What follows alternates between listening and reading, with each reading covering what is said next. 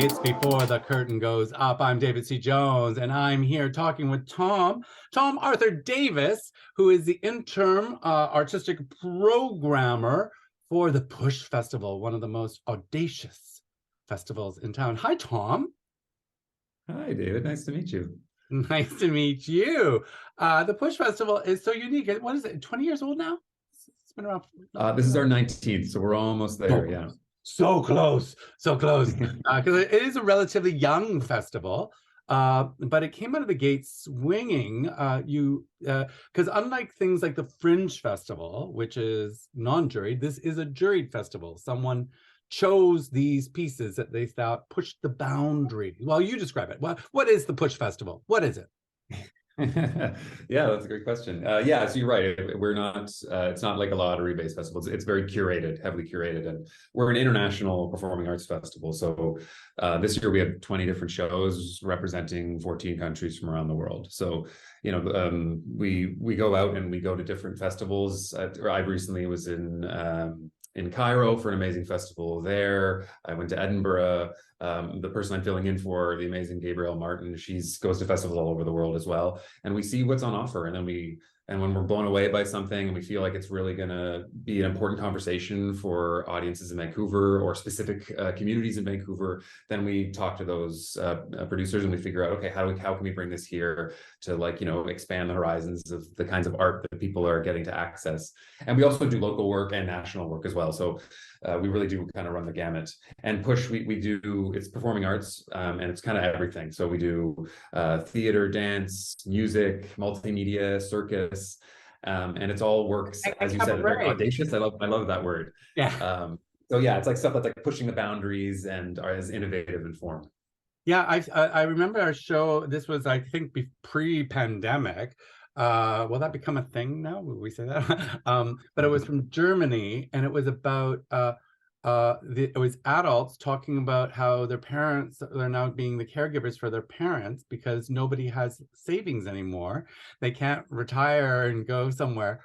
And the parents were actually on stage with them as they talked about how their lives have been thrown into turmoil because they become a caregiver. And it was so emotional. And you also felt like, but they're right there. You're talking about them and they're right there. So there's been some very wild stuff. Well, what are you looking forward to the most in this year's festival? I mean, I have the program, and it's good. Yes. All the details. Well. Oh, you got one too. Schooling programs. Which one are you most looking? I mean, you love them all. You love them all. Yes. Yeah, no, I'm definitely looking forward to them all. I mean, we open in a week today, although I don't know when this airs, but so on January 19th, and we run till February 5th. There's 3 shows opening next week that are all like pretty amazing. One is called Never 21. It's from a French artist named Smile Canute, and it's a dance piece that combines like urban forms of dance style, like crumping and popping and piscino, and mixes it with contemporary dance to talk about Black men who have been the victims of gun violence before the age of 21. So it's like, it's really important subject matter, but it's also just like spectacular to watch, because like the what they can do is just like a visual feast. We have another piece from a South Korean artist named Lolling and Rolling that opens next week as well. And that's all about tongue tie surgery in South Korea, which is so because there's like such a English language imperialist view over top of South Korea, there's this practice of getting surgery on children's tongues so that they can better pronounce R's. So the piece it's a personal piece from the art. Yeah, I know, isn't that awful? But it's a really fascinating piece that's like an artist from South Korea exploring his own personal relationship with learning English while also knowing these kinds of things happen. So yeah, it's about like English language imperialism. And then we have one other one that's opening next week called Colored Swan 3, Harriet's Remix, which is from a South African artist named Moya Michael. And it's like this weird, bizarre dance piece that's kind of trippy, and it's all about like Black futurism. It's really cool and mind-bending. Well, and one of the those are 3 just next week. There's 17 others after that. There's so much more. There's so much more. You can open the page up anywhere and go, "Ooh, I'm delighted and excited." Totally. And a Vancouver show, Red Phone is, oh, you can't see it on my screen there, Red Phone.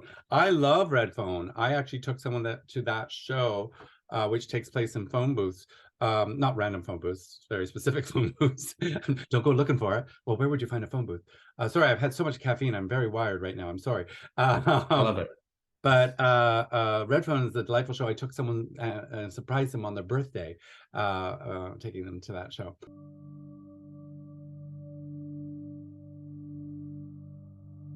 With Red Phone, we wanted to look at the audience's relationship to the playwright, of asking playwrights to write conversations for regular folk to have with each other, and that's exactly what we did. So we've equipped 2 phone booths with teleprompters, and we've asked prominent playwrights and writers to write dialogues about urgent conversations they feel people should be having. They created these 6 to 8 minute dialogues for audience members to have with each other. And I think one of the really interesting things that we found about it is that not only was it interesting to peek inside the mind of the playwright, but it also became an experience where audience members were performing.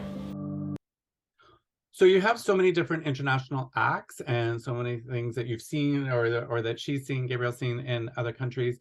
I'm sure it's just not like hop on a plane and come on over here and work in Canada. Like how do you get them over here? Yeah, so it's it can be that easy if it's like an artist, if it's a group of artists coming from Europe or America or Australia, then a Commonwealth country. Yeah, Commonwealth countries, or like global North countries, however you want to, the West, whatever you want to kind of frame that.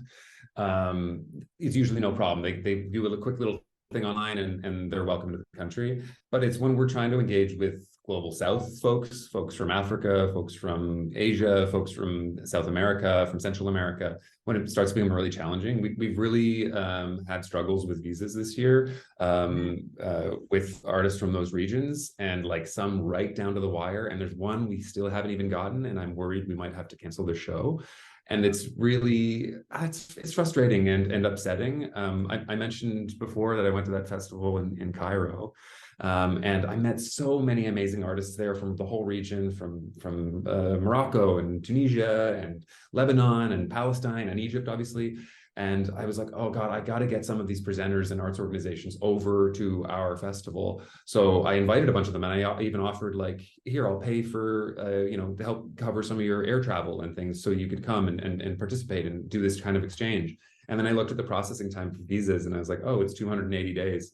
Never mind, you can't come, maybe next year. So 280 days to process it. What are they sounding out the words? What's going on? Yeah, exactly. So I feel like these kinds of like statehood border barrier things are really getting in the way of great cultural global exchange, which I think Canada wants, or at least acts like it says that it wants. So I don't know the solution to it, but like there's got to be something that needs to change within our immigration system. Is that more on Canada's end, letting them in, or is it on Cairo's end, letting them out? Or a combo? No, it's Canada's end for sure. Yeah. So yeah, it's challenging. There's like, we want to bring some artists from lots of places all over that are not just European, not just American, and sometimes they get the visas and it's fine, but it's the fact that that worry or that uncertainty is a part of the process. It's obviously not great if we want to engage with those artists, because we want them to come and have an amazing time and not worry about these things leading up to it. So Can you tell us the name of the one that you're not confirmed yet, so that we can hear you? I'll give you your breaking news.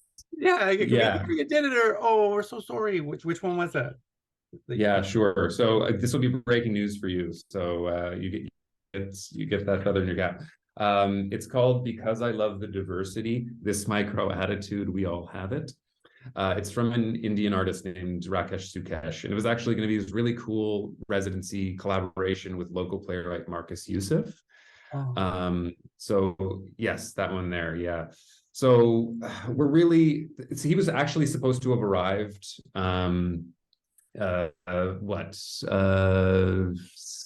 I think about 4 or 5 days ago, and he was supposed to be working with Marcus currently.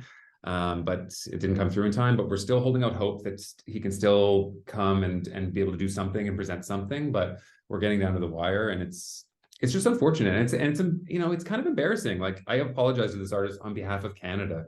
You know, just being like, I'm sorry. Like, you're obviously like you're top of your game. He's a Belgian resident. I'm like, what is the holdup? And he applied in August. He applied for his visa in August. Oh so my God. it's really challenging. Yeah. So we are either going to congratulate you if Because I Love the Diversity makes it into the festival, or we're going to give you a hug. Well, we'll get consent to say, oh, we're so sorry, Canada dropped the ball on this. So, wow. Yeah.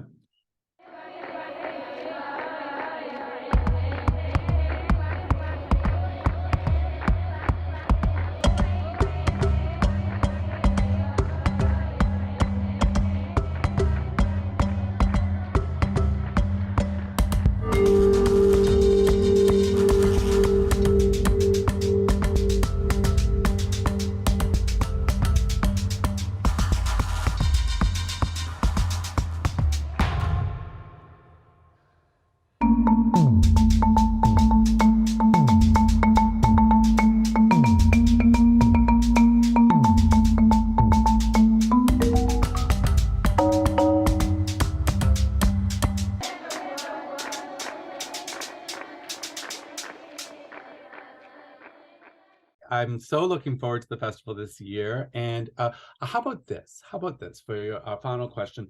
The Push Festival, it's weird, it's wacky, it's challenging, it's exciting.